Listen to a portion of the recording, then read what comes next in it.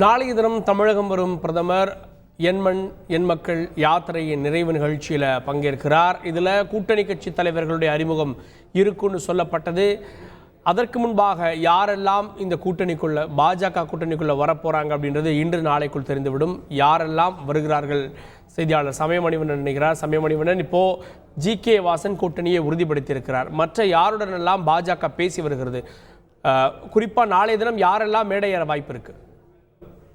வணக்கம்.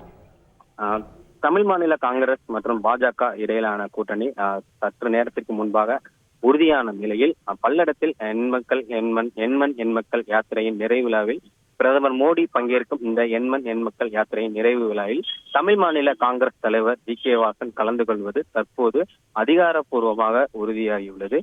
கடந்த ஆண்டு ஜூலை மாதத்தில் தொடங்கிய பாஜக மாநில தலைவர் அண்ணாமலையின் எண்மண் எண் மக்கள் யாத்திரையானது 234 தொகுதிகளை நெருங்கியுள்ளது.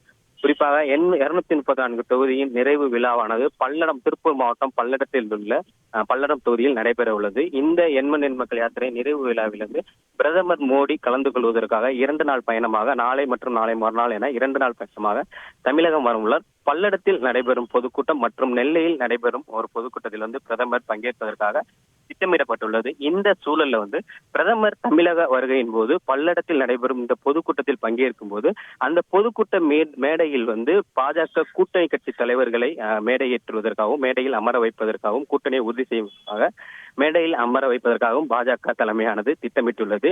அதன் ஒரு பகுதியாக தற்போது எந்தெந்த தலைவர்கள் இந்த பாஜகவின் எண்மண் எண் மக்கள் யாத்திரை நிறைவு விழாவில் பிரதமர் மோடி பங்கேற்கும் இந்த விழாவில் யார் யார் எந்தெந்த கூட்டணி தலைவர்கள் இந்த மேடையில் அமர்வார்கள், எந்த கூட்டணி தலைவர்கள் மேடை ஏறுவார்கள் என்பது குறித்த எதிர்பார்ப்பு தற்போது மேலோங்கி உள்ளது. இத்தகைய சூழல்ல இன்றைய தினம் பாஜக தலைமையிலான தேசிய ஜனநாயக கூட்டணியில் தமிழ் மாநில காங்கிரஸ் தலைவர் ஜி.கே. வாசன் அதிகாரப்பூர்வமாக தான் கூட்டணியில் அங்கம் வைப்பதாகவும் கூட்டணியுடன் தேர்தலை சந்திக்க உள்ளதாகவும் தகவல் தெரிவித்துள்ளார். இதன் காரணமாக அவர் நிச்சயமாக நாளை பல்லடத்தில் நடைபெறும் இந்த எண்மண் எண் மக்கள் யாத்திரையின் நிறைவு விழா பொதுக்கூட்டத்தில் பிரதமர் மோடி பங்கேற்கும் பொதுக்கூட்டத்தில் மேடையில் அமர்வார் என கண்டிப்பு உறுதியாகியுள்ளது. இதன் தொடர்ச்சியாக நேற்றைய தினமே பாஜக மேலிட பொறுப்பாளர் தமிழகத்திற்கான பாஜக மேலிட பொறுப்பாளர் அரவிந்த் மேனன், பாஜக மாநில துணைத் தலைவர்கள் என அனைவரும் நேற்றைய தினம் தற்போது வரைக்கும் பாஜக கூட்டணியில் உறுதியாகியுள்ள இந்திய ஜனநாயக கட்சியின் தலைவர் பாரிவேந்தர் மற்றும் புதிய நீதி கட்சி தலைவர் ஏ.சி. சண்முகம் உள்ளிட்டோர்களை நேரில் சந்தித்து இந்த பல்லடத்தில் நடைபெறும் எண்மண் எண் மக்கள் யாத்திரையின் நிறைவு விழாவில் பங்கேற்பதற்காக அழைப்பு விடுத்தனர்.